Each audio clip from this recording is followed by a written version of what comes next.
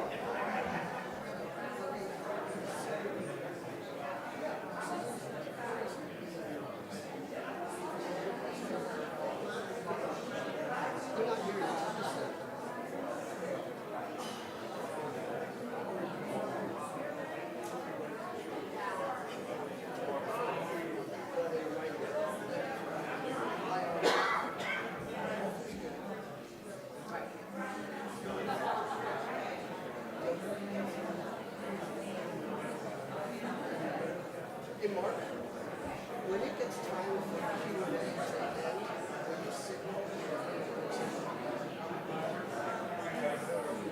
what do you think? Let's see how it goes. There's a lot of questions. So if there's a point where you do, yeah, exactly.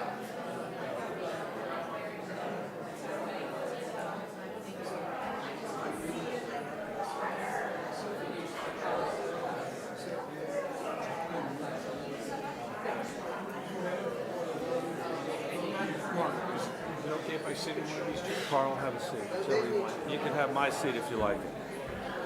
So whenever you all get to the point you want to walk around the table, And then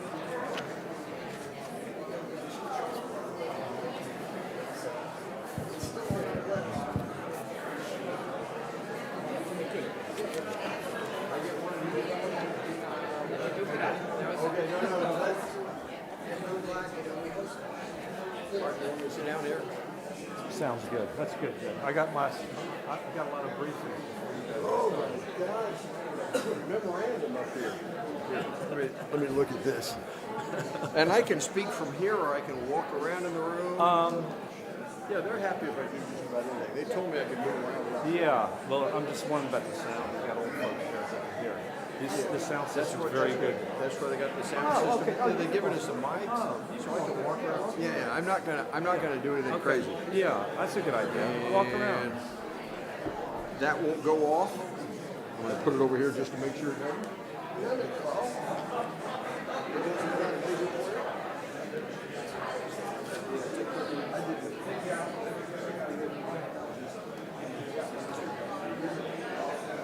I rewrote this like 1, 2, 3. So there's that. And then I got it's like 4, 5, 6. And the rest of the it's like 2.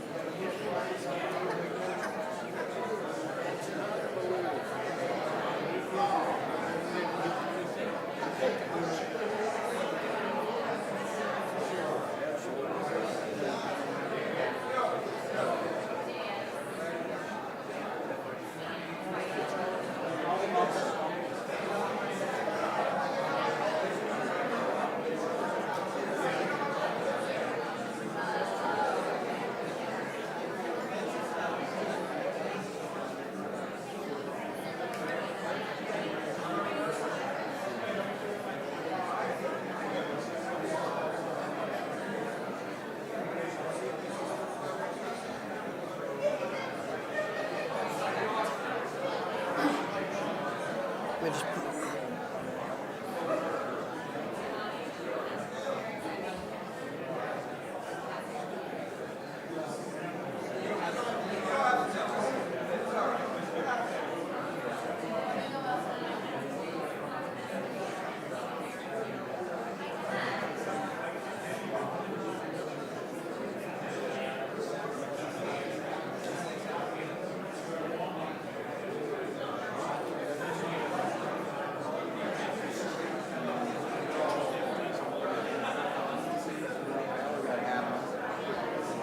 I didn't want to look like that. Okay, you guys ready?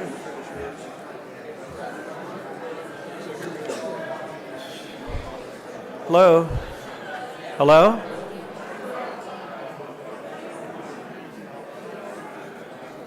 Good evening.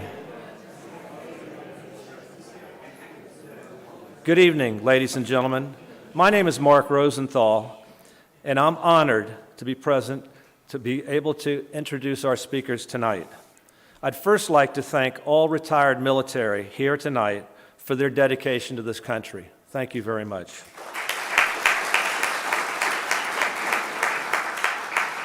In addition to our program, we are honored to have a distinguished guest here tonight in our audience, retired Major General Mickey Edelstein.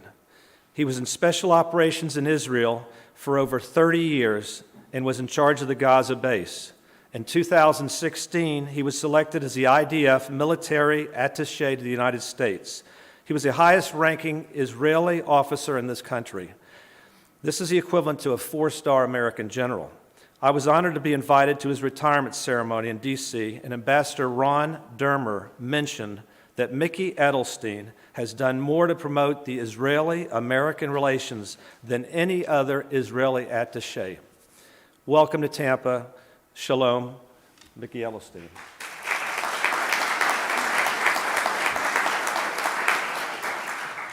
Also here tonight is Colonel Mike Maud, Special Operations Command, a U.S. Green Beret that is embedded with the IDF in Israel, as well as Major Aaron Smith of the SOCOM J-51 and the U.S. representative to Israel, with especially on the Iran campaign. I've been involved with supporting our military, mainly CENTCOM and SOCOM at MacDill Air Force Base for the last 15 years. Central Command in the past included 20 countries in the Middle East, excluding Israel. Special Operations Command is in charge of all the special operators, Army, Navy, Air Force, and Marines around the world. America's best and bravest leaders are stationed here in Tampa. 8 years ago, Anthony Weiss and myself started a program called STAR, Special Operations Forces Transition Assistance Resource, to guide our special operators in transitioning into the civilian sector. This program is focused on keeping these talented military leaders in the Tampa Bay area. We gave them the opportunity to shadow local business leaders, along with provide services such as LinkedIn, resumes, consulting, and monthly dinners to assist the operators in their 2-minute elevator pitch and meeting community leaders. With the signing of the Abraham Accords, which are a series of treaties normalizing diplomatic relations between Israel, the United Arab Emirates, UAE, Bahrain, Sudan, Morocco, facilitated by the U.S. administration between August and December of 2020, these 4 Arab states joined Egypt and Jordan to make peace with Israel. Thereafter, Israel was recently added to the 20 countries of the CENTCOM area of responsibility. This is an incredible move by our leaders, and their communications, medical assistance, trade, and political issues can be resolved here in Tampa, Florida, in lieu of the bureaucracy and political acts contrived in D.C. and the United Nations. Tonight, we're honored to have retired Major General Horst and retired Major General Hood. They are the best of the best, proud American patriots and heroes who dedicated over 37 years of their lives so we could be free and enjoy the American way of life. Both of these gentlemen are dear friends of mine, and I've witnessed each one and how they've made a difference in the world. I'd like to offer you a little background on these two distinguished soldiers, and we have with us tonight. First, you should know that Carl, the infantryman, and Jay, the artilleryman, have collectively served over 74 years in the United States Army with over 20 years of senior executive service in the general officer ranks. Much of their careers were spent in the 82nd Airborne Division, where they had the opportunity to serve and head some of America's finest. With over 350 tactical parachute jumps, it's a wonder either one of them can still walk. Collectively, they also spent over 18 years of service in the NATO commands and organizations, from the second lieutenant in NATO's Central Army Group during the Cold War to Major General in NATO's International Security Assistance Forces in Afghanistan. Importantly for this evening, both these officers have served in key positions within the military and have had the opportunity to influence strategy on some very tough issues, especially in the Middle East and in the fight against radical Islam. As an example, General Horst served as a Deputy Commanding General of Multinational Division Baghdad, where he interacted with senior Iraqi authorities on a daily basis as they prepared for national elections, including the man who would later emerge as the Prime Minister of Iraq, Nouri al-Maliki.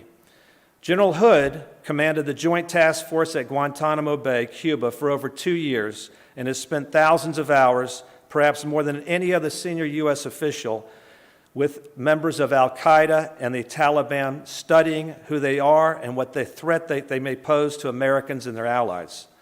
They both later served as Chief of Staff here in Tampa at U.S. Central Command, the command responsible for the Middle East. Jay is the Chief of Staff for General David Petraeus from 2008 to 2010, and Carl is the for General James Mattis from 2010 to 2012. Mattis was our former Secretary of Defense.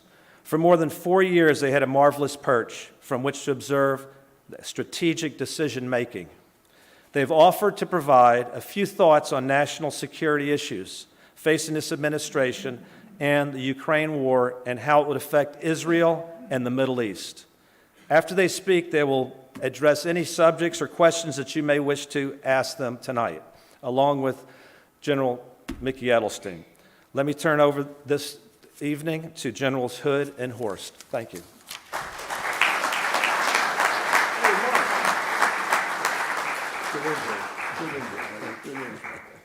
Good evening, everybody, ladies and gentlemen. Actually, I know Carl feels the same way. I'm a little bit humbled to be here. There's a number of wonderful Americans out there in front of us that came to perhaps get a little better view of what might be going on around the world, and I'm awfully proud to be here with you. I also want to especially thank Mark Rosenthal, and Anthony Wiseman for coming up with this idea and arranging it and setting it up and coordinating it. It's a great idea. Carl and I do this regularly to reach out to the American public. It's meant to be a way to share part of our life experiences in the military and in the U.S. government with the people that are really important. You, the people that are here tonight. And I'm actually thrilled that so many folks took the time to come and listen to us. And I hope that through the course of our conversation tonight, we can show you a few things you wouldn't necessarily pick up on one of the prominent news broadcasts and offer you a little bit of multiple sides. And then toward the end of this, Carl and I are going to open it up for questions. Carl's really good at that. I give him all the hard ones. But the point is, that sort of dialogue amongst Americans is terribly important. And so I thank you for coming. I'd also like to take 5 seconds to thank General Edelstein for taking the time to come in here tonight. So please give him a hand. This is senior Israeli officer that served his country and the citizens of his country and was an enormous friend to the United States of America. And I'm proud to see him here. Okay, so what are we going to do tonight? We're going to talk about Russia and China and North Korea and Iran. Maybe a little bit about national threats, like transnational threats, like a pandemic. cybersecurity issues, or maybe food security. We'll be able to feed the world. Each one of those is more dangerous today than it was 2 or 3 years ago.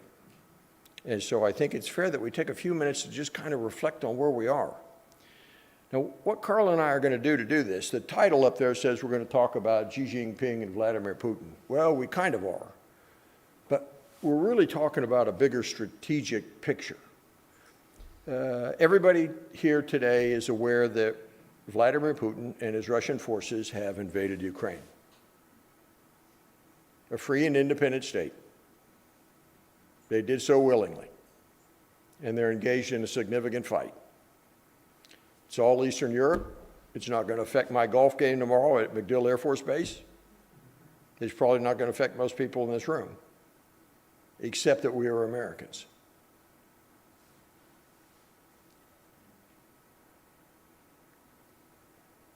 Later, I'll tie that to what it means to the state of Israel, because ultimately, there are questions that run to another free state, the only place in all the Middle East where a duly elected democracy exists and where you can choose your own government. Then after I get through with the easy stuff, I'm going to hand the big thoughts to Carl. And Carl's going to talk to you about, and I'm setting the stage for this because this is kind of important. There's a strategic battle going on between autocracies that represent billions of people around the world and those of us that believe that actually a democracy is a better form of government under which human beings can live. And while I won't try and sort those out now because those are really too hard, we need to send those to a political science major at Duke or something, Carla can offer you some pictures and say, what do you think? And maybe it will help shape your ideas, and maybe it will help you form some questions for friends, neighbors, political leaders, etc. So that's what Carl and I are going to attempt to do tonight, if that's okay with you. I take no questions on Israeli political issues. I turn them all over to him, right over there. Mickey will handle all those. So I'm going to reach over here.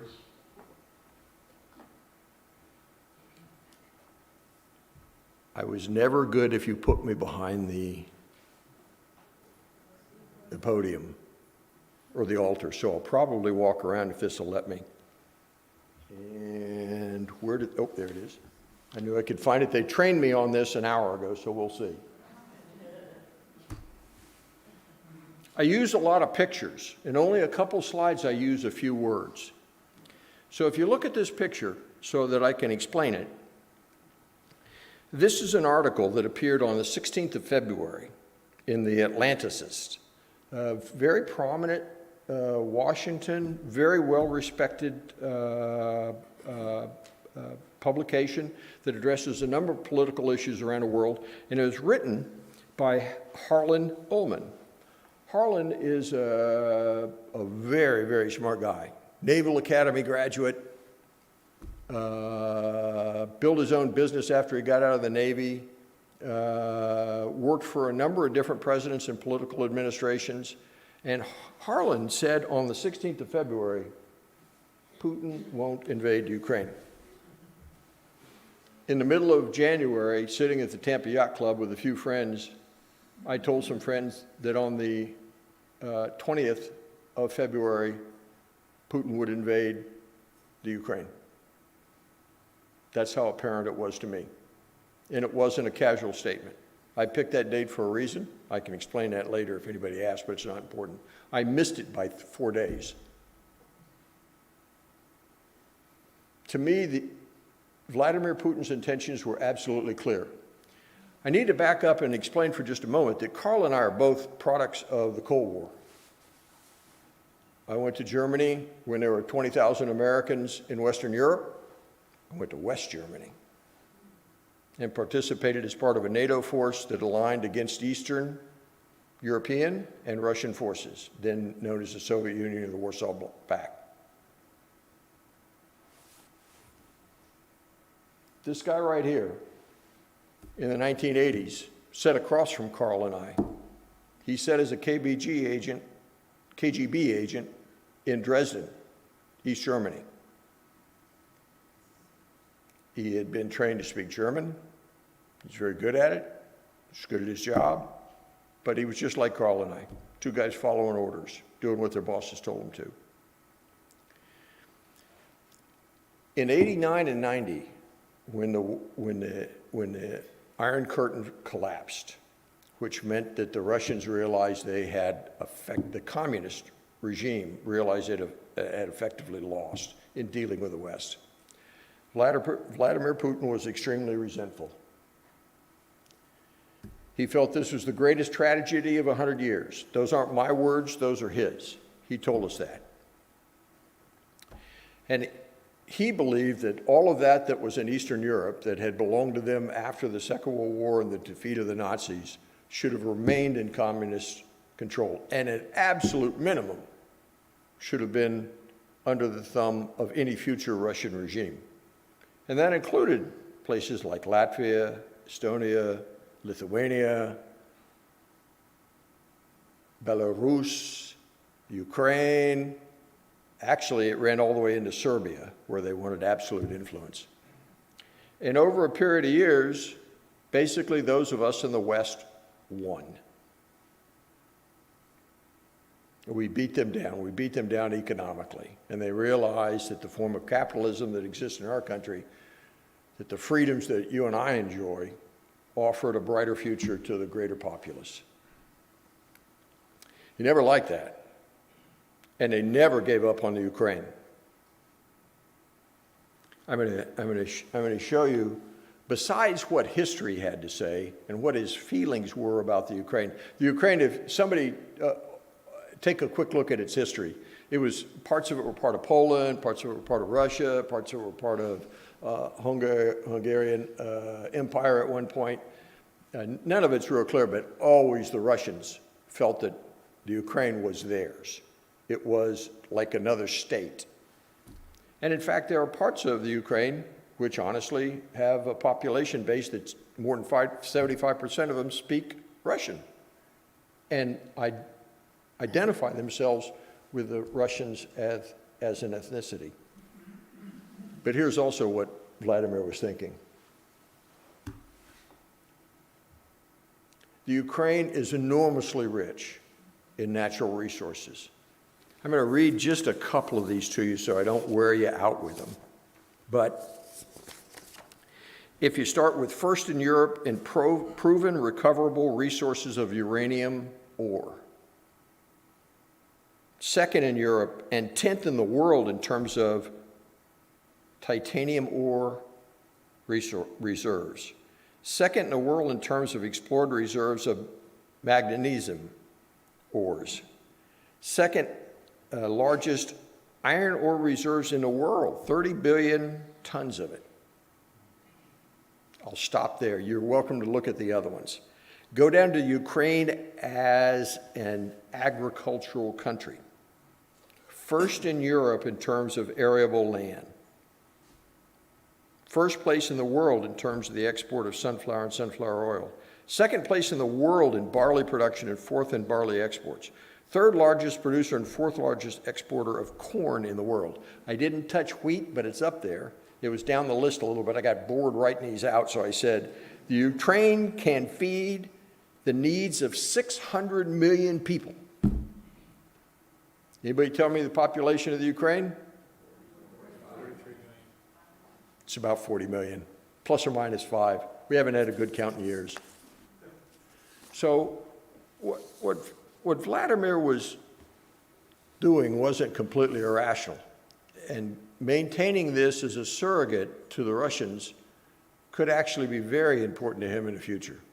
Okay. So this whole idea of the Ukraine being part of Russia is not new to the American political system.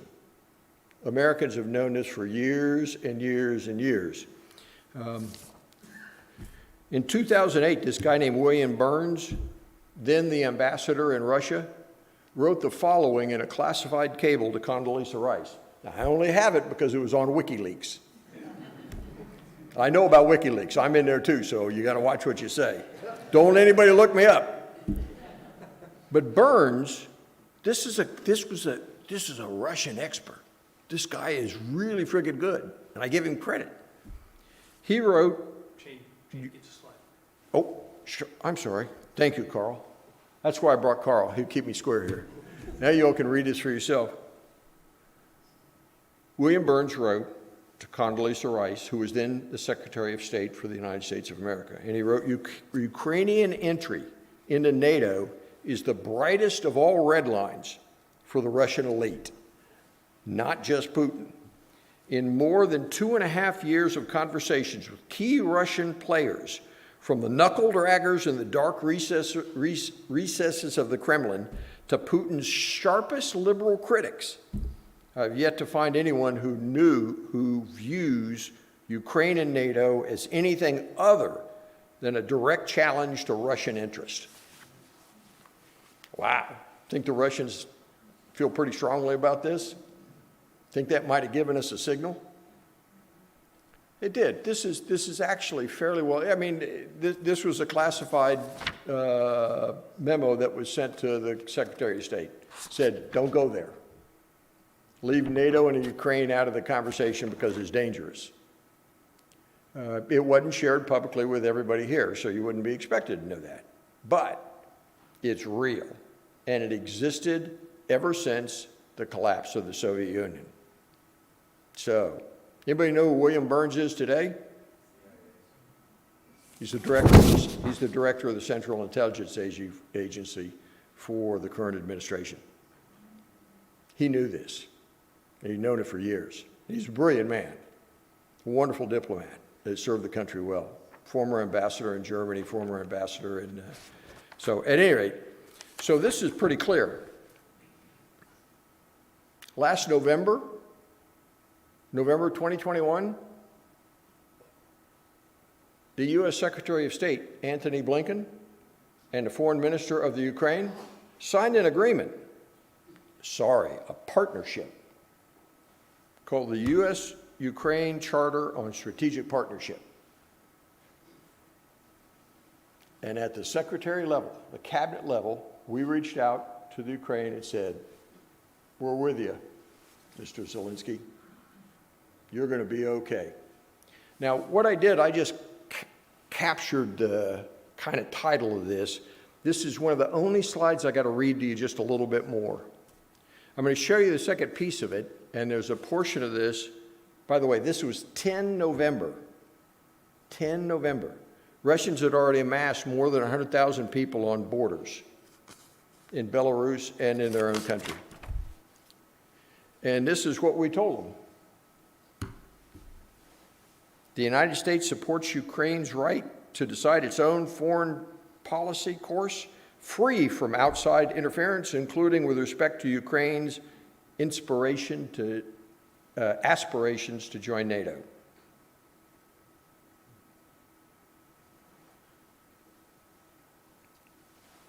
We also told them we hold Russia accountable for such aggression and violation of international law, including the seizure and attempted annexation of Crimea and the Russian-led armed conflict in parts of the Donetsk and Luhansk regions of Ukraine, as well as its continued malign behavior. This is all part of the strategic agreement. We then went on and said the United States does not and will never recognize Russia's attempted annexation of Crimea, which, by the way, is about a 65 to 70% Russian-speaking piece of turf. And lastly, and this is just the security section. I just pulled these out because it might get somebody's attention. We offered to cooperate with them in a number of ways, in the last bullet, including implementing defense and defense industry reforms, deepening cooperation in areas such as Black Sea security, a Russian pond, cyber defense, and intelligence sharing and countering Russian aggression. How do you think that was read by Vladimir Putin? Well, the truth is, you don't have to depend on me for this. There are a number of other folks that have reported that he was absolutely ballistic. Not happy, to say the least, because he saw this as a final straw. It was one thing to allow the Baltic states to slip away into a NATO regime. He saw this as the next step. And coupled with the success that the Ukrainians had had with the new democratic election, the democratic election of President Zelensky, and if you look at their GDP list and they're leaning toward the West, it was kind of like, we did little to assuage his concerns. And maybe not that we needed to. 42 million people, they ought to be able to decide their own way forward, right? Isn't that the way an American would think? But we're stirring a pot in a part of the world that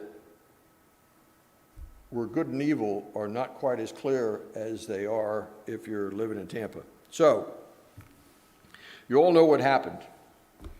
By the 24th, actually the night of the 24th into the 25th, the Russians mounted up with 150,000 troops and began to march into the Ukraine. Ukraine's a big country. And they had a pretty obvious battle plan, and I'll kind of cover that in 5 seconds. But the interesting part is what happened between the fall of 2021 and their invasion. Did we not figure out that they were going to invade? And if we knew they were going to invade, did we take any policy steps that might have dissuaded them to? Or did we simply not wish to offend President Putin? Well, wrong button. I'm going to stay here if that's okay. I'm pointing at this one. I feel bad that I haven't pointed for the one over here. In summary, these are kind of the people that made the recommendations to the President of the United States on the intelligence picture.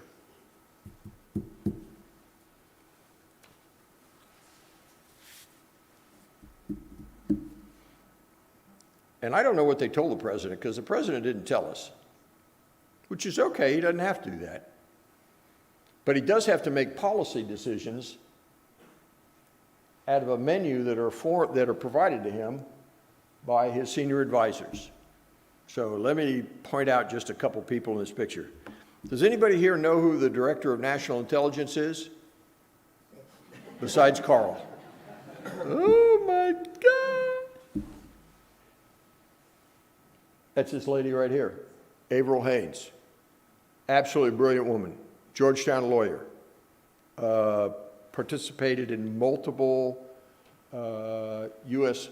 Political entities, none of them in the intelligence community until she was named during the Obama administration as the deputy director of the CIA for 2 years. And then she came out of that and went being a political advisor again, for the most part to the current president of the United States. So that's the Director of National Intelligence, and that's the person that the President looks at and says, you tell me what's going to happen. And I'm sure, I know this. I've sat in a room when this happened. Not this particular one, but in others. But their mission is to give them a clear picture of what's going to happen. This guy, who did I tell you he was? Bill Burns, the director of the CIA. Same guy that made that statement in 2008 that said the last thing you want to do is really try him on this unless you're ready to go full bore, because you're going to challenge every Russian who still thinks that's part of his country. So I don't know how they described the picture to the president. I don't know the questions the president asked, but that's really kind of critical. Did we know that the Russians were going to invade? When did we know they were going to invade? And did we do anything to stop them? And the reason we asked, did we do anything to stop them, is this question. Effective policy decisions. Somebody give me that guy's name. Jake Sullivan, National Security Advisor to the President. I'm going to stop there because my mother said if you don't have anything nice to say, just don't say it. The truth is, Jake is a brilliant man. He sees the world through Yale glasses. He's never been shot at. He was never responsible for anything. And he's been an enormous advisor to one administration after another. And I could sit here and have a beer with him and we would disagree vehemently about the nature of U.S. effort around the world. He was also, and I'll tell you this in a minute, I'll point it out, he's one of the chief architects, along with William Burns, to the P5+1 Joint Comprehensive Plan of Action, which was intended to keep Iran from pursuing a nuclear weapon. And everybody thinks it was the Secretary of State. It was actually him and him as advisors to the President of the United States. And I can identify that in unclassified sources. Okay, Anthony Blinken, the Secretary of State. There he is with Foreign Minister of Russia, Lazaroff. You know them? He's doing exactly what a Secretary of State ought to do. He's shaking hands. But we're not sending any message. And then the last guy, Lloyd Austin, you all know him, Secretary of Defense. Carl knows him because Lloyd and Carl and I were all brigade commanders for 2 years together at the very same time in the 82nd Airborne Division. Whatever we got right or whatever we got wrong, and you have to ask that question, came basically out of recommendations offered by the three guys on the bottom and informed by the people on the top row. That's the way our government works. It's actually a pretty good form. The problem that I have with some of this is that when you get something wrong, oftentimes people fail to stand up and say, I got that wrong. And where Carl and I come from as a military officer, if I get something wrong, I'm going to tell you, I got it wrong.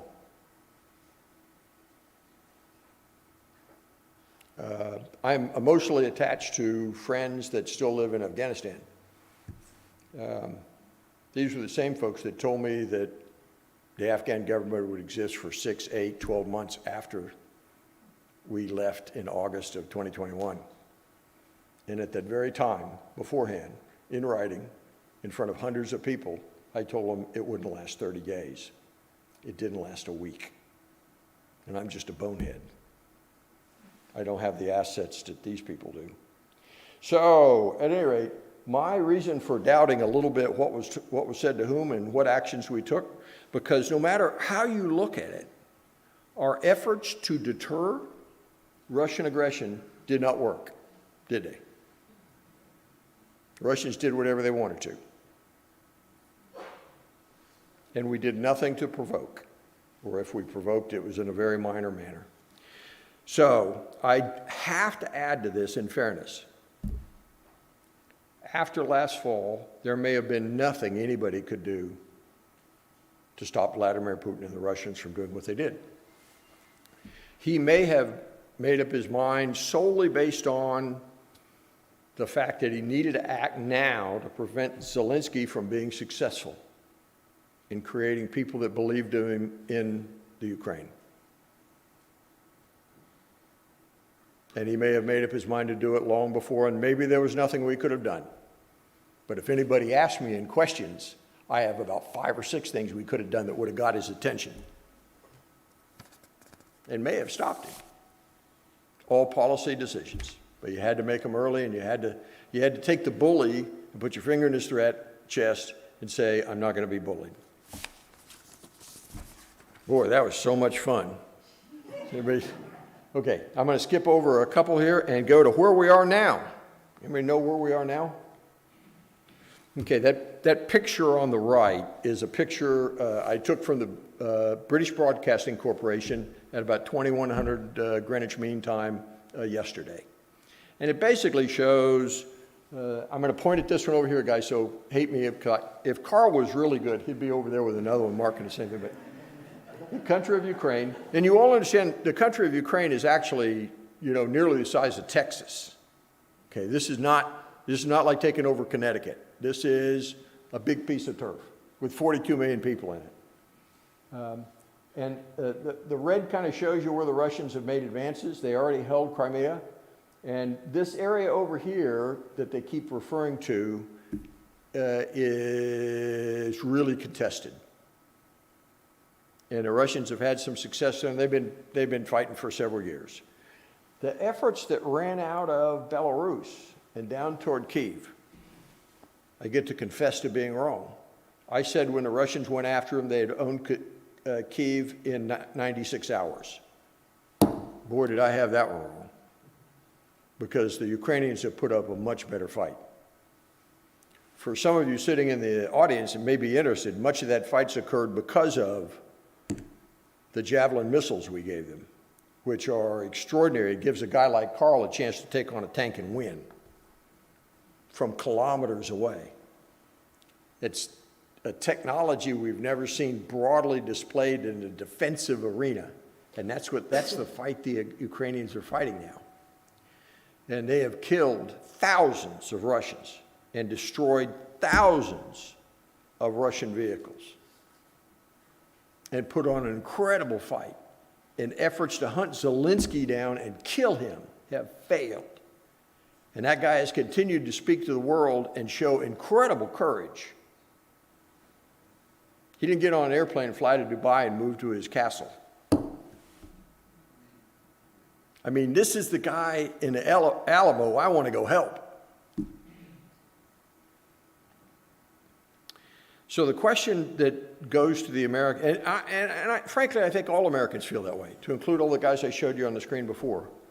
But the question to the American people, to the U.S. government, and ultimately to you, the people that our government answers to, is what are you going to do? What sort of outcome do you want to see? What sort of outcome do you want to see? You want to see a negotiated peace agreement where the Russians carve off all of this and say, we're going to make that Russian. He really wants this entire land bridge that runs out of eastern Russia all the way down to Crimea. And he'd really like to make it over to Odessa, but I don't think he's going to be able to right now. I'm sorry, I gave you a little personal opinion there rather than just facts. But it appears from a military strategist standpoint, that's one of his objectives. His original objective was probably to seize Kyiv, take down the government, install a puppet of some sort, kill Zelensky, and declare victory. That's probably what he originally wanted. And it doesn't look like he's going to get there. And the only reason is the Ukrainians have put up such an incredible fight. And his own military has performed, okay, I'm going to be nice again, marginally, at very best. And militaries don't perform marginally or they all get killed or fired. Oh my gosh, Carl, I got to go faster, don't I? My buddy's with me. Okay, so what do you want to do? I'm going to go forward 2 slides. You tell me.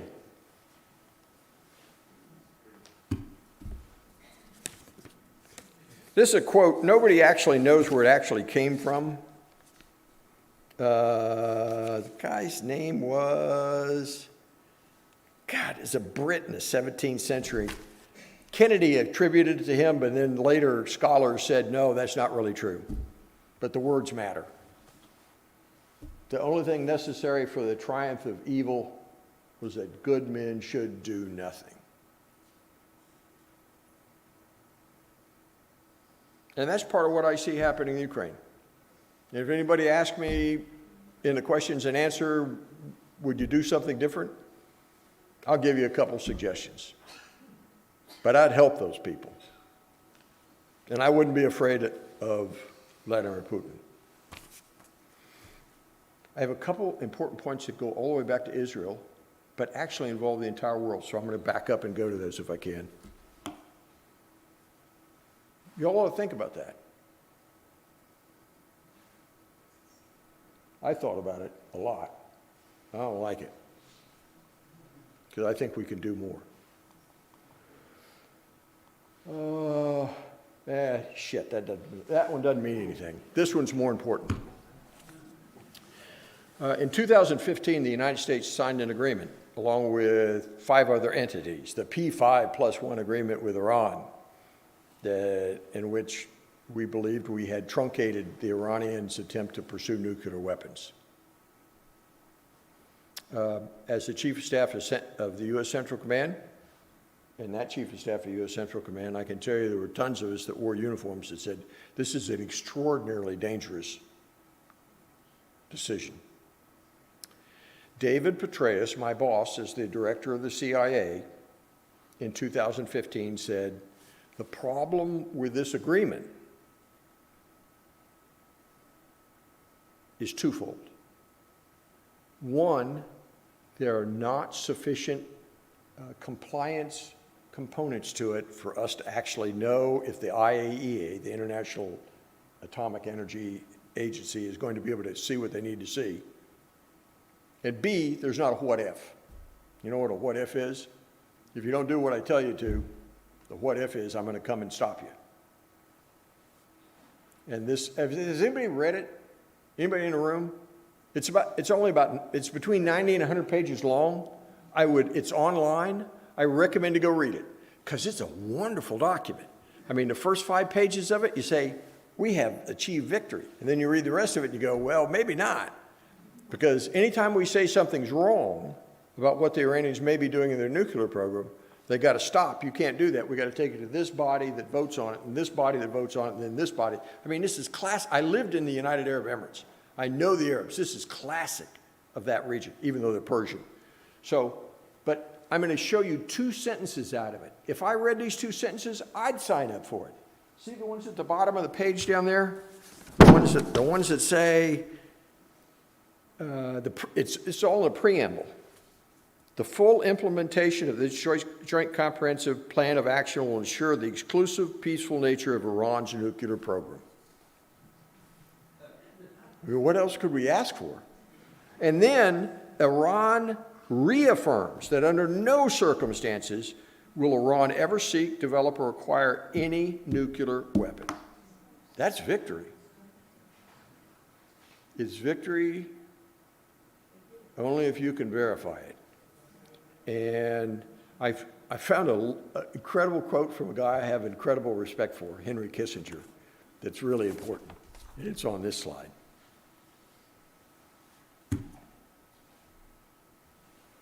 If you believe their real intention is to kill you, it is not unreasonable to think that they would lie to you. Think about that for a minute. So, I'm not making any judgments right now, but I understand that recently our good friends, the Russians, have been advocating on our behalf with the Iranians to find a solution to this. The pictures I have up there are not meant to be dangerous men, but they are. And nobody should ever mistake that. No American ever, or anybody that lives in the region. And oh, by the way, if you think I'm out of line, you ought to talk to my Arab friends about what they say about this. Okay. I've left stuff all over the table here now. Now I'm a little bit embarrassed because I'm going to turn this over to my friend Carl. And he's going to handle the bigger problem, which is how do you deal with China and Russia? And it's significant. Now I'll let him do that and then we'll go to questions. Carl, I apologize for going too long. Well, first off, let me say thank you very much for allowing Jay and I to be here tonight. It is truly an honor and privilege to be with you. I'd like to thank Anthony and Mark and your congregation for inviting us in. Jay and I believe that spending time with you is important because we learned a lot in our time on active duty. We continue to stay current with the affairs. We make analysis, assessments, and recommendations on things, and we think it's important that the American people understand what's really, no kidding, going on. And if you go to whatever media source you draw your news from, chances are you're not getting the full stuff. And Jay and I are unvarnished. We're violently apolitical, and we call spades spades, and sometimes we irritate people, and they tell us. And so what we like to do is we like to get to your questions. And so I'm going to go through my portion pretty quick. Jay and I have done this a lot. We've been doing it for probably 5 or 6 years now. Every time we do it, we draw straws, and somehow Jay keeps getting the good straw that gets the juicy items, and I get left with the leftovers. And so I got China, and I just want to say real quick, and we read all the time. In fact, Jay and I last night were doing simultaneously in our homes in Tampa, we're doing the same thing. We were both reading all the current articles and stuff, and I found some stuff, and I sent it to Jay last night about 10 o'clock at night, and I said, Jay, you're going to hate me because I'm going to change my slides because I just found something that is really important and really relevant. And he goes, well, that's funny because I'm doing the same thing to you. And so I didn't see his slides until today, and he didn't see mine. I sent mine to him so he could integrate them in. But my point to you is this. We study this stuff every single day. We analyze what's going on. We see things through a different lens than a lot of other people do. And so what we see based on our experience, we think is important, and that's what we bring to you. So a year ago, Jay and I were doing one of these, and I drew the China Xi Jinping straw again. And I will tell you that in our analysis, what we had traditionally done about a year ago is we were looking at the relationships between the United States and Russia, and the United States and China in kind of a binary relationship, U.S. versus China, U.S. versus Russia. And we had a blinding flash of the obvious as we were starting to read stuff, and what dawned on us was there was a convergence between Russia and China. And so my thesis about a year ago was the challenge that we as the United States faces is how do we meet the challenge of an emerging Russia-China partnership? And so we kind of stewed on that a little bit. Now we've been watching this stuff. And I would tell you that I have amended that thesis statement to the United States must lead an international coalition to stop the demonstrated aggression of a converging China and Russia and other regional miscreants like North Korea and Iran as they now come together to kind of band together against the Western world, against Western democracies and the world as we know it. So last night as I was going through this, the question that I have is do Russia and China really seek a convergence to create a dual superpower status? And I will offer this to you. This was from last night. This is the one I found last night. And I call it The Enemy of My Enemy, Part 1. Dangerously close. China and Russia seek to strengthen ties and claim Western sanctions illegal. We're talking about the Western sanctions imposed upon Russia. So I don't know how you define convergence, but that might be it, okay? They're coming together. They're coming together. They're coming together in not a healthy way. And so the enemy of my enemy, part 1B, is this. Yesterday, two of these guys met. The guy on the left is Wang Yi. He's the foreign minister for China. And the guy in the middle is the lovely and charming Lavrov, the foreign minister of Russia. And this is what they said. Both sides are determined to develop bilateral ties that are more confident promoting cooperation in various fields. China is willing to work with Russia to take Russian-China ties to a higher level in a new area as our leaders define. That's convergence, ladies and gentlemen. They are converging. So here's the question. There's three foreign ministers there. I've identified two of them. Which foreign minister or secretary of state's missing? Ours is. Okay? The Chinese and the Russians are gathering together and they're building coalitions against the West. Enemy of my enemy, part 1C. Xi declares no limits in the partnership with Russia. And so in doing that, he's betting on the come. He declared this no limits partnership before Russia invaded the Ukraine. He was betting on the come. He was betting that what Vladimir was telling him was, we're going to roll through Ukraine like nobody's business, and we're going to be welcomed as heroes into Ukraine. And so Xi Jinping says, I'm signing up for some of that. Okay? So he pledges no limits. Now, here's the problem that's caused. In retrospect, the no limits declaration that Xi has declared has undermined Xi's reputation, it's undermined China's reputation, and it's kind of peeled back the onion for people to look and say, what really is China's motivation here? What is their motivation? His threats against Taiwan, and I'm going to talk about Taiwan because my straw had Taiwan on it. The threats against Taiwan are real. Just like the threats against the Ukraine are real. And what Xi Jinping's position has done is he has brought together a coalition of Western freedom-loving, democratic-type countries that are saying, whoa, wait a minute, we don't think it's a good idea. Notably, Australia and Japan, regional partners there, have said, we're not sure that this is really a good idea. And so we think that we need to put a marker down for the Chinese. Here's a comment that I thought was interesting. Putin's reckless invasion of the Ukraine has proved an autocratic leader surrounded by sycophants, fueled by historical grievances and territorial ambitions, are a menacing prospect. So speaking of menacing prospects, I offer you my enemy of my enemy, part 2. So the guy you see there is the lovely and charming Kim Jong-un. Okay? Kim Jong-un. And today, and I didn't have the heart to call Jay and say, Jay, I'm going to change my slides 30 minutes before we go over to the temple. But today, the assessment was that the North Koreans are preparing to do a nuclear test. Last week, they did a missile test into the Sea of Japan, and you ask the question, why are they doing that? Because nobody's going to tell them not to right now with everything that's going on. So what you've got is you've got all of these guys, and I'll just call them regional miscreants, because that's what they are.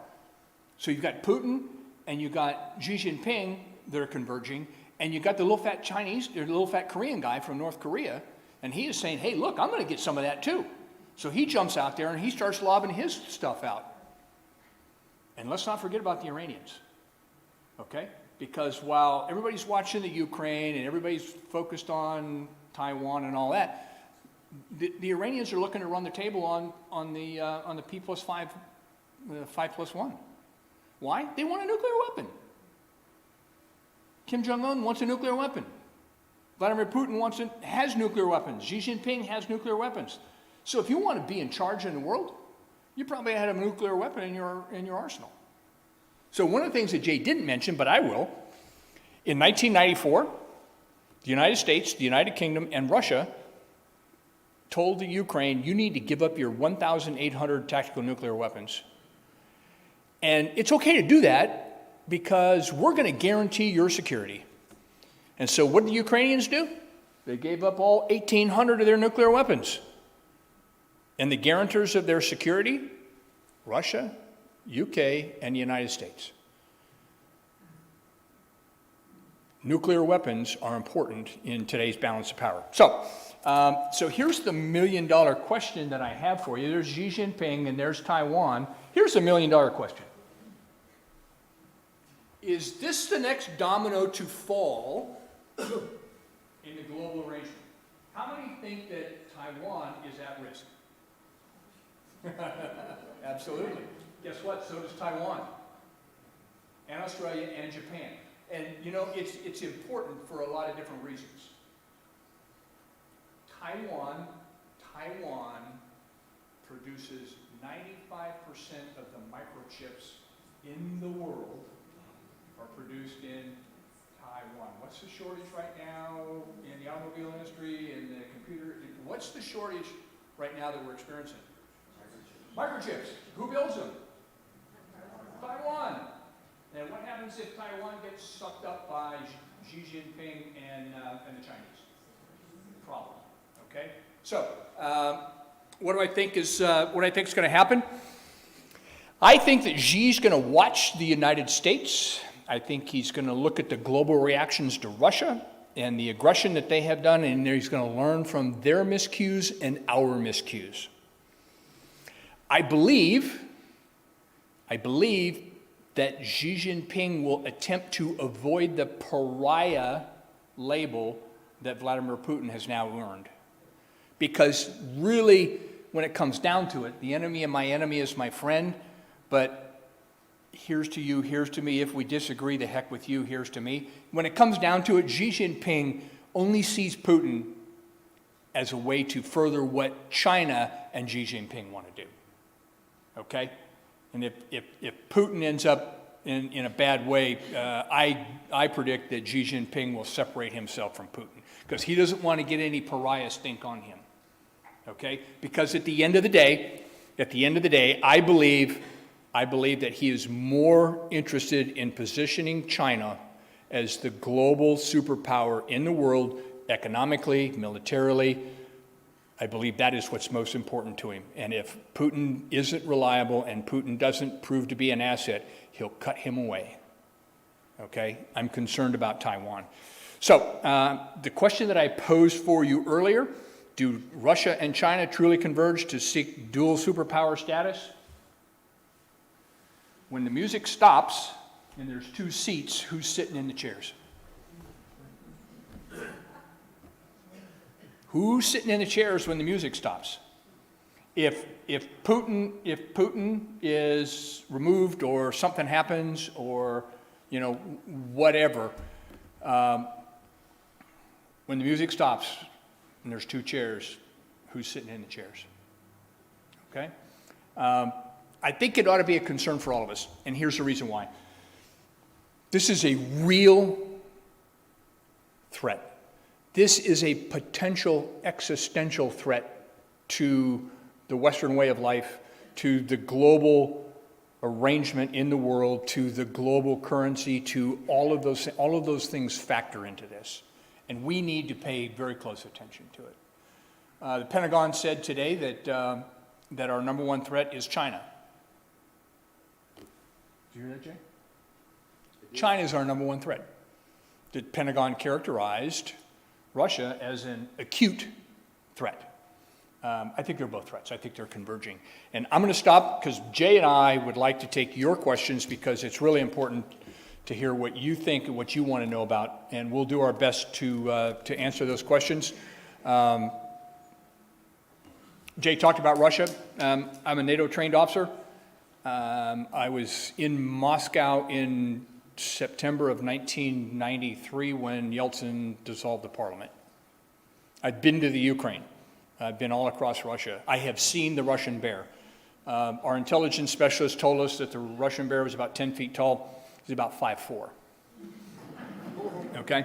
And his forces that were supposed to be superhuman, they're not. They're actually not very well trained, and they're not very well led, and they're not very well equipped. And candidly, the Ukrainians are having their way with them, and that's a good thing. So over to you all, please. We're ready to take your questions.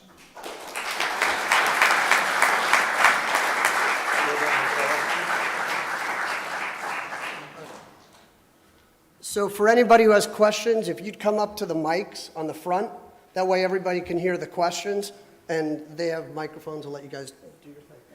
Thank you.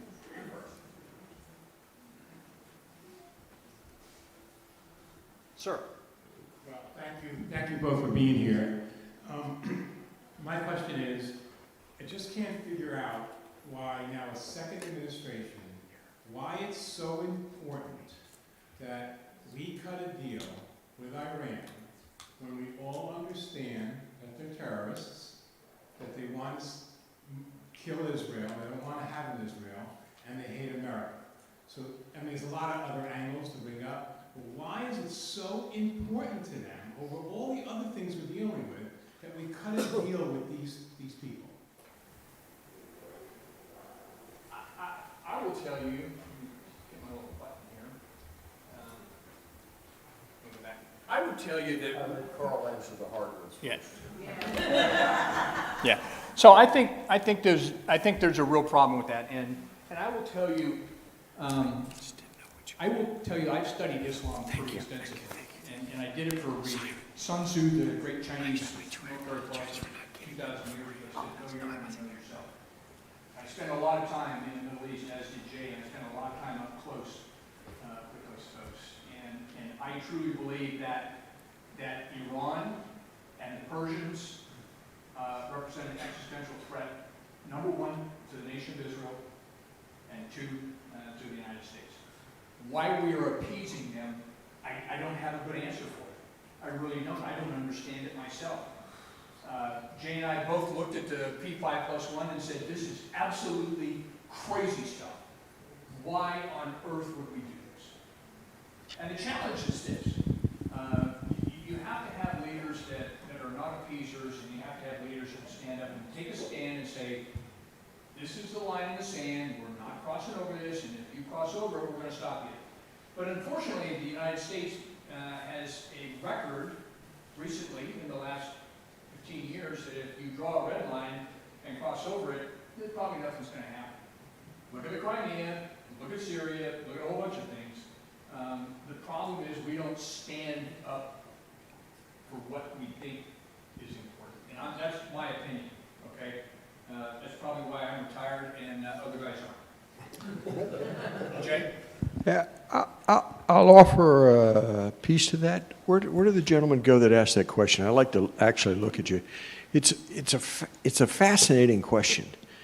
And when I argue, when I have a discussion with some of the intellectuals that have studied this, the idea is we're better off if we can talk them off the ledge than not. Now, I think that's fine as long as my kids aren't involved with it, because I want to protect them. Our enemy is not the Iranian people, but there is a regime, and the three pictures I showed you are three key, they are the principal players in Iranian decision-making. And their intent is pretty clear. When the P5+1 was first negotiated, I had some friends in Washington that said, look, it's not perfect, but we got them to say what we wanted to, and no, we don't really like the adjudication of, if we find something wrong, but it gives us 10 years. It gives us 10 years when they can't achieve a nuclear capability. And even then, they have to weaponize it, which is difficult. And so the idea was, over 10 years, the administration will change. The old guys are going to die.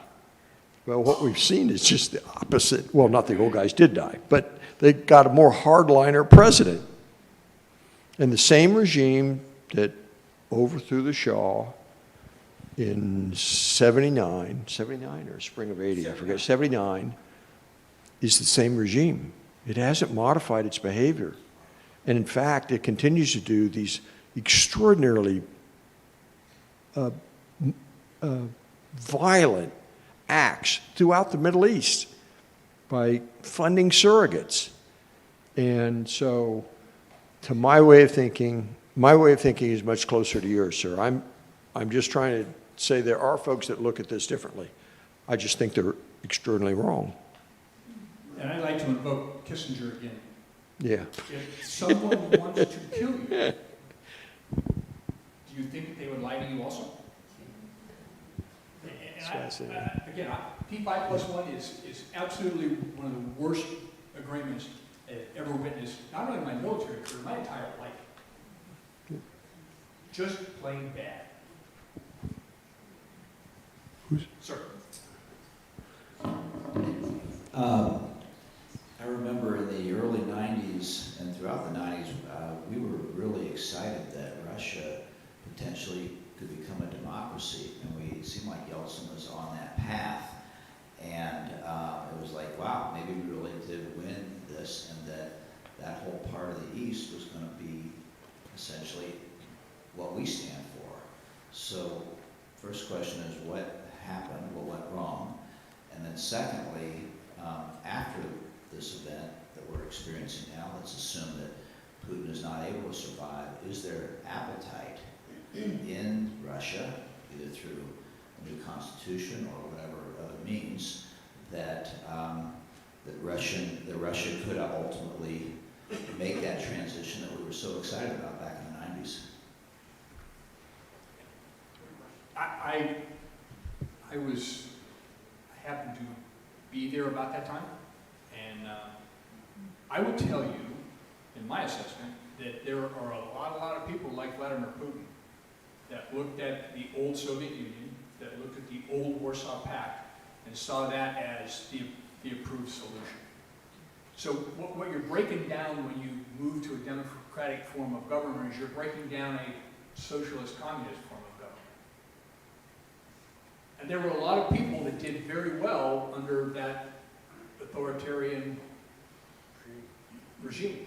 In fact, if you look right now, there are a lot of very wealthy Russians under that system. And there's a lot of guys that were hardliners like Putin that thought that the dissolution of the Soviet Union and the dissolution of the Warsaw Pact was the most tragic, cataclysmic event of the 20th century. And they yearn to put it back the way it was. That's what they're after. They reject democracy because autocracy, for those that are in power, it's a good business, okay? It's a good business, but not for the proletariat. But the hardliners are the ones that are doing it. And the problem you have right now is Putin shut off the media. So the Russian people are only getting what Vladimir and his folks want them to get. And so the information war, when you talk about information and forming opinions and garnering support, the information that you feed the people drives that. But if you're not getting the right picture, you're getting fed a line of malarkey. And so it was a very precarious time in '93 when Yeltsin dissolved the parliament. And that was because there were a bunch of hardliners that said, no, we don't want to go this way. Imagine my surprise when they said, there's a state of emergency and we need to move you out of Moscow to a safe place in Russia where we can guarantee your security. They sent us to Siberia. It was Carl's fault. Yeah. They sent us to Siberia. Here's an interesting thing. You talk about loyalty and everything, and the gentleman who was hosting this said to us, I cannot guarantee your security in Moscow anymore because of the state of emergency we have with the parliament and the president. So I'm going to send you to a place where the commander is loyal to me. The commander is loyal to me, not loyal to the president, not loyal to the Constitution, not loyal to the nation, where the commander is loyal to me. Does that give you an idea of the dichotomy of the culture of what Russia is? And so they literally sent us to a guy that was loyal to us. And we got there, and I'll never forget this. We arrived, we flew 7.5 hours across Russia. Russia's 12 time zones. Okay, we're not talking about a little team, 12 time zones. We went 7 time zones across Russia. We landed in Irkutsk in Siberia at 3 o'clock in the morning, and the loyal commander met us.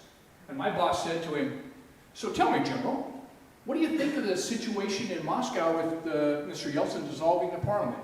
And he looked at us absolutely deadpan and said, General, you've just come from Moscow. You know how far it is from Moscow to Irkutsk. Moscow has their problems, and Irkutsk has theirs.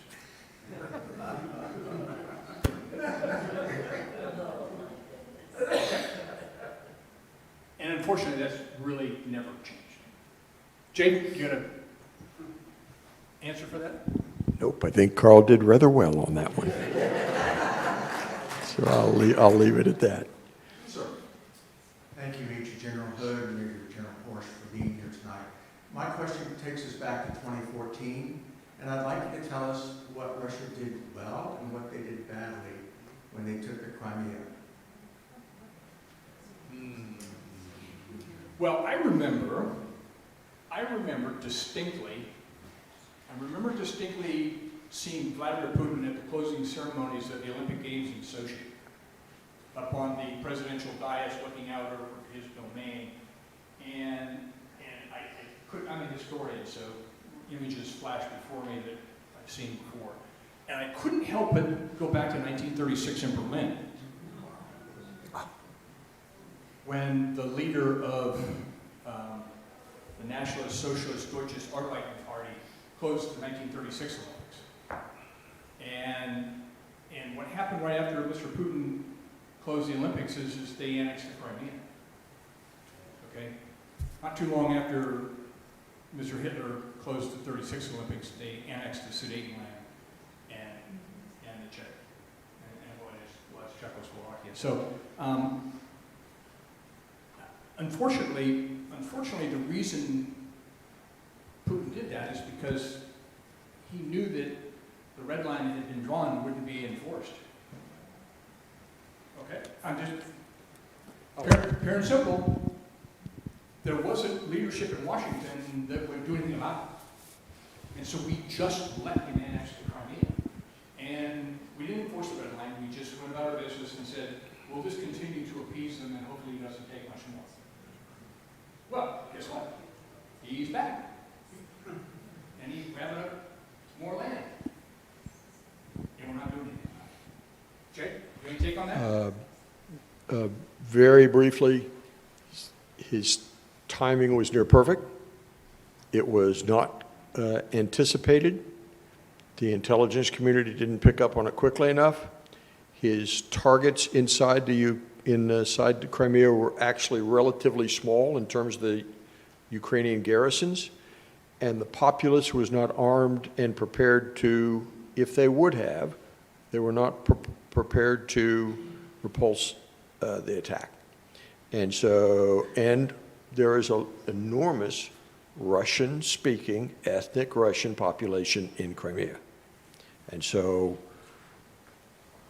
having said that, it wasn't right, it wasn't in accordance with international law, and as Carl said, we didn't do anything. And the Ukrainian government at the time was not capable of doing anything and would not have in 2014. So. You think it influenced this past year as well? Ukraine's response? It may have caused the Russians to actually overestimate their capability, clearly, and underestimate the willingness of elements of the Ukrainian population to combat them, to stand up on their own. I think, if you go back to my comment about autocratic leaders surrounding themselves with sycophants, look, people don't go in and tell Vladimir Putin what he needs to hear. They tell him what he wants to hear, because that's how you keep your job and keep your head. I'm going to tell you, my estimate, the Russian intelligence estimates were off. They were just flat dead wrong. And Putin was told that you're going to be greeted as a conquering hero in the Ukraine to liberate the oppressed Ukrainian people. And in fact, the Ukrainians said, oh, not a no, but heck no, and we're going to fight you tooth and nail. Nobody told them that. I think there was another problem. I think that when Putin sent all of his forces into Belarus, they all went under the auspices they were going for a training exercise with their Belarus partners. Nobody told them they were going to invade the Ukraine and go to war. No one told them they were going to war. And so imagine their surprise when all of a sudden they're rolling into Ukraine and going, what are we doing here? Thank you. Well, listen, thank you for being here tonight, and more so, thank you for your incredible, heroic service to our country and for all of us. Thank you, sir. My question is less about politics and more really calls upon your knowledge of military warfare and weaponry in particular. From the vantage point I get, which is just watching TV, it seems like the most damage that Russia is doing in Ukraine right now is because they're lobbing missiles and they're blowing up buildings and they're blowing up people. And do we have weapons like heat-seeking, some things that would be able to intercept those weapons that are blowing up buildings? Do we have, is there technology that would prevent or at least cut down considerably on the very means that Russia's using? Because, like you point out, their infantry doesn't seem to be doing much, or their tank people don't seem to be doing much. It's more, what could we be doing more to prevent the kind of damage that is being inflicted on Ukraine right now? And I'm going to go sit down. No, so Jay, so that's a wonderful question, and Jay's an artilleryman, and I'm an infantryman, so he gets the lob the round question. Let me lob that question over to you then. I am a fires guy, and I could rubble the center of the key. He's an artilleryman. Jay, Jay, your mic. Sorry, I got carried away. I was inspired by your question. No, I started to say I'm an artilleryman, and I could have rubbled the center of Kyiv, given the amount of time that they've had. The flip side of that is the answer to your question. We have counter-radar systems that would allow us to locate the Russian artillery batteries and rocket systems and destroy them. We have longer-range intercept for aerial launch systems that could take down airplanes. And the short side of it is we thought it would be provocative to give those sorts of systems to the Ukrainians. No fooling. Even as we saw Russia build a 150,000-man force that depends largely on that fires capability over a period of 6 months. Part of the problem now is you can't just take that stuff up to the border when people are shooting, drop it off, and let the Ukrainian take it away and figure out how to operate it. You actually have to give this sort of sophisticated equipment to people early, train them on it, and let them go use it. So the answer to your question is, if you told me to stop that and turn me loose with U.S. equipment, I could stop it in days. But the Ukrainians don't have that equipment, nor do they know how to use it. And right now, we're not willing to cross that line and be provocative and say, stop it. You know, sorry, the question you actually gets to is one of the bigger ones I didn't put on the stage. How many thousands of innocent civilians need to be killed before we say stop? How many before we call our political leaders? I called Kathy Castor tonight. I got her phone number. I know her. Say, Kathy, is 5,000 enough? 10,000? 20,000? 50,000? 100,000? How long before America says, you've crossed the red line Carl talked about? I don't know exactly what the right answer is, and there are trade-offs that we have to make for a national interest and our own citizens. But how far does it go? And that sort of thinking ought to resonate particularly in this group. So, at any rate, I hope I didn't overdo the answer to your question. Thank you for your service and for your information tonight. And you started to answer my question, which is twofold. Because many of us have lost family because of another tyrant.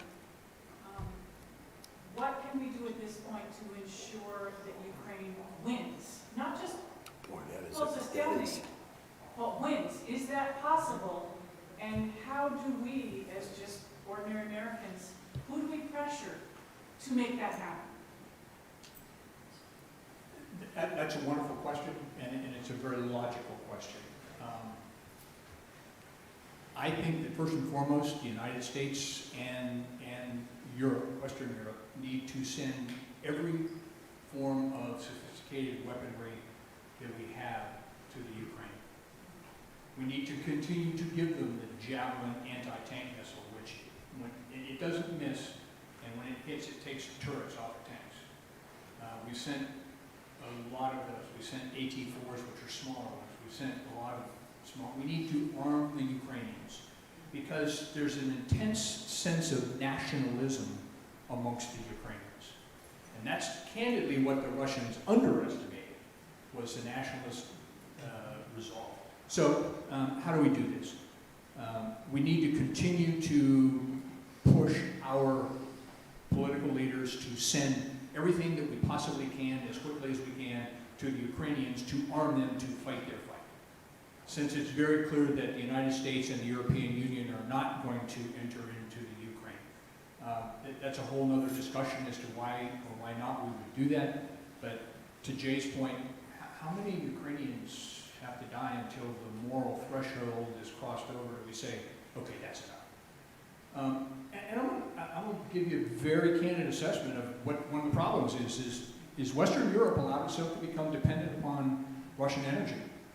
And I would offer to you that the Western Europe and the European Union are less concerned about the loss of Ukrainian civilians than they are about the loss of liquid natural gas and oil coming from Russia into Western Europe. That's a travesty. That is a travesty, but that's reality. And so we've got to continue to push. There are a number of charitable organizations out there, and I think Anthony has got those and can share them with you, but there's an intense grassroots effort right now of former U.S. military, former European military, well-intentioned people that are actually in the Ukraine right now helping to evacuate innocent non-combatants, helping to get weapons and ammunition to the Ukrainians and training them. And I'm going to pass it over to Jay because Jay was actually in the Ukrainian embassy last week to talk about just that. Yeah, I did. I met with the Ukrainian defense attaché because one of the companies that I have as a client in a consulting role wanted to give them about $1.6 million of a counter-drone system to help bring down Russian drones that are being used to target some of the people in the cities. The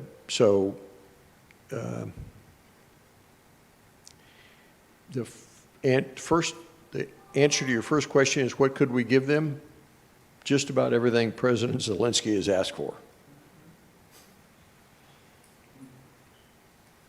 I wouldn't execute the no-fly zone, but I'd give them MiG-29s from Poland in a heartbeat. Not only that, the United States is trying to get rid of a bunch of A-10 airplanes, A-10 fighter aircraft. Does anybody know what those are? It's a small, small, very maneuverable aircraft, a tank killer. I'd give 2 squadrons of those, 24 or so, to the Poles and make the Germans pay for the maintenance on them for 3 years. It'd scare the hell out of them because the thing was meant to kill Russians during the Cold War. So, I mean, I could go down a laundry list of new ideas, little ones, that we could reach out and do. The hardest ones are those that require technology, in which you have to train people how to use the equipment. You know, it's the anti-tank systems that we've given the individual soldiers on the Ukrainian side are the best in the world. Nobody else matches them. Nobody, not even close.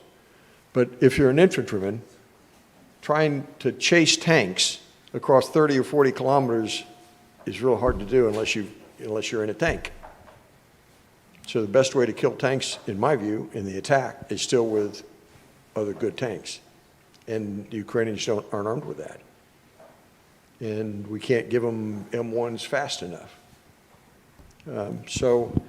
The first part of your question is, what do we give them? We give them anything Zelensky can ask, anything he asks for. And the second part is, how do we influence that?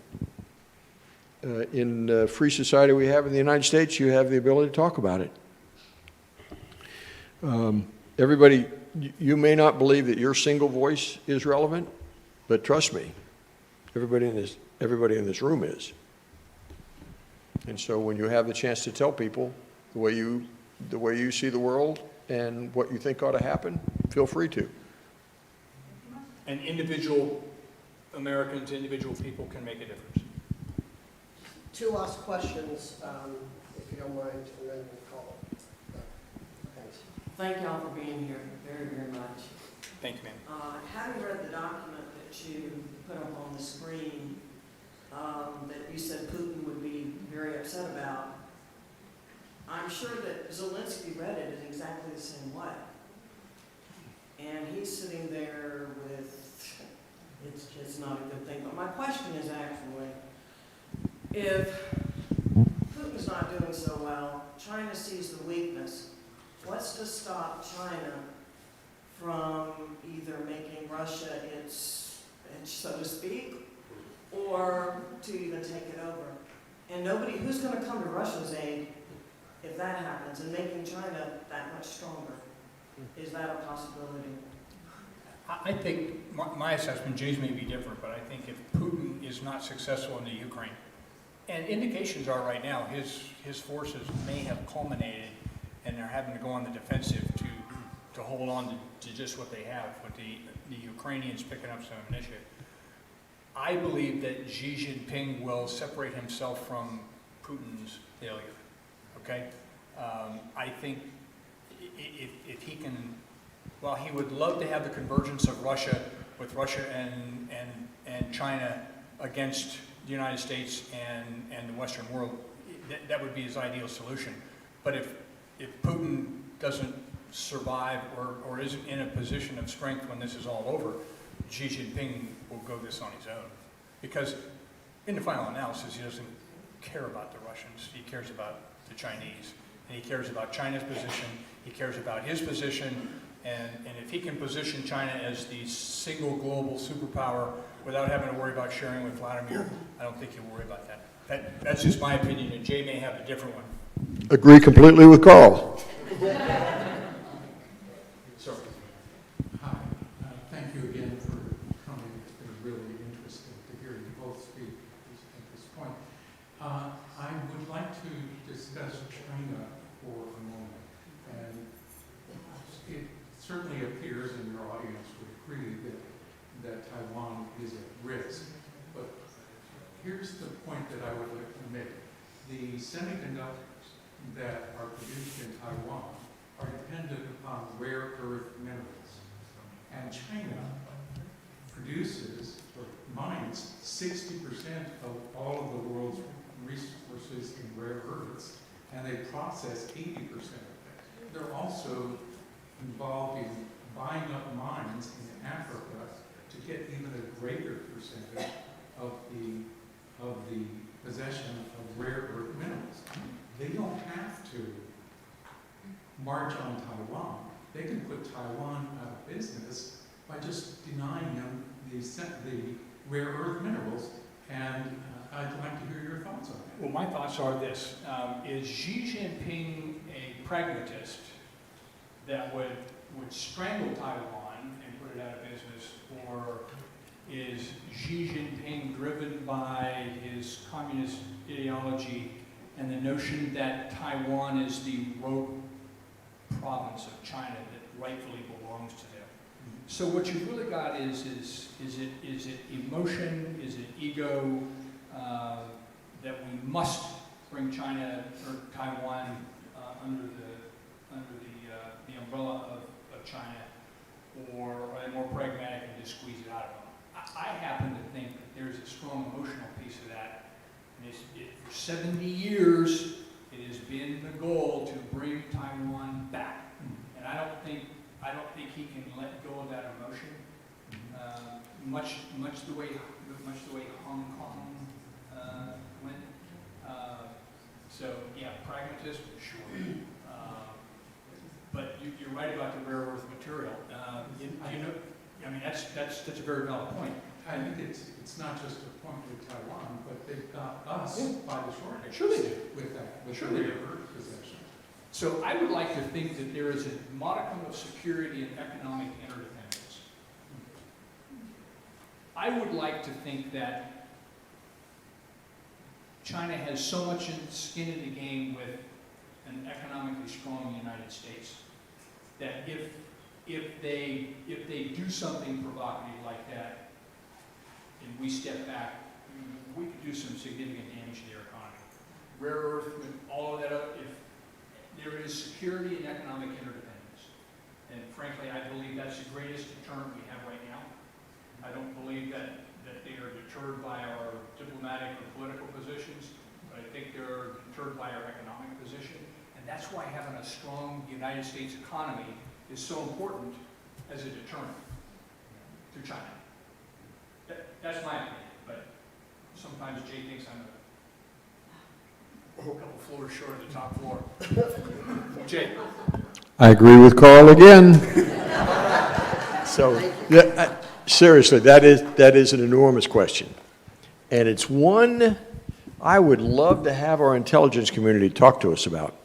For those of you that don't know it, sometime in the next month or so, the administration is going to announce its new national security strategy. You all know that's required by Congress, and it's kind of a blueprint of how we see the world. You're aware of that? It's going to come out. It's going to be about 120 pages long. It's written by that group of policymakers I just showed you up there on the screen a minute ago. And I'm pretty familiar with this. We're more than a year into this presidency, and there still isn't one. And it's because they're still wrestling with what they want to say in it, because it's meant to be public. And for the most part, those in the past were, I'm for good and not for evil. But there are some lines in it. And one of the pieces they have to sort out is how they're going to address the two autocracies that Carl and I talked about tonight, both China and Russia. And are you going to have any red lines in it? And what are you going to emphasize as the U.S. position of power or authority or responsibility on a world stage? It'll come out, it'll be public. I'll send it to my friends in here, nobody can read it. So here's my question, and then I'm going to stop and turn my microphone off. So I'm kind of curious to see what the national security strategy is, because Jay and I didn't live in this 2/3 of our adult lives. And I think it's an important document. And my question is why don't we have it? But why do we have a strategy on climate, and why do we have a strategy on gender identification, but we don't have a strategy on national security? Drop the mic. I think you just dropped the mic. Good evening and welcome. Hope you enjoyed this evening's presentation. My name is Anthony Weiss, and I'm the past president and current board member of the Congregation Schaarai Zedek Brotherhood.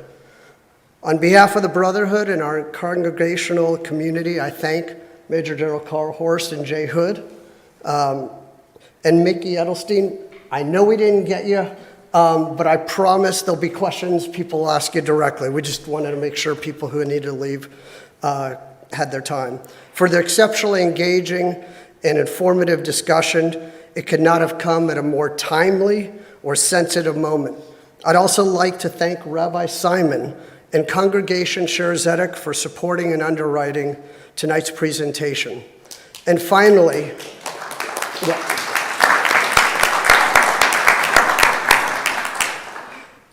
Mark Rosenthal for his indispensable assistance in recruiting our esteemed speakers. Major General Hood and Major General Carl Horst, as a representative of Congregation Schaarai Zedek, I'm honored to present you. If you'd please come up. Let's see what we got first. Okay, Carl? Carl? Okay, there we go. Yeah, that's a try. On behalf of Congregation Schaarai Zedek, thank you for your dedicated service to this country.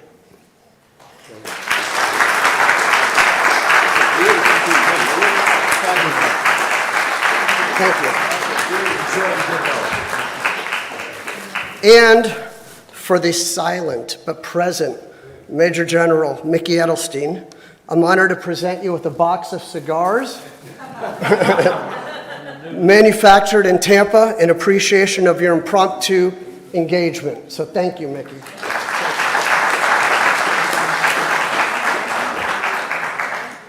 As a not coincidental aside, if anyone in the audience has an upcoming corporate or executive event and is looking for speakers to deliver an educational and substantive discussion on important world events, then I encourage you to reach out to Jay and Carl directly. As you've witnessed, their expertise, command of material and communication skills are extraordinary. So I'm sending some business their way. Before I pass the baton, I'm going to take this opportunity to invite any male congregant to participate in future Brotherhood events, as well as welcome to join our board where you are welcome, receive rewarding experience, and give back to the community while making lasting and new friendships. It's now my pleasure to introduce Rabbi Simon to share his thoughts and concluding remarks. Thank you.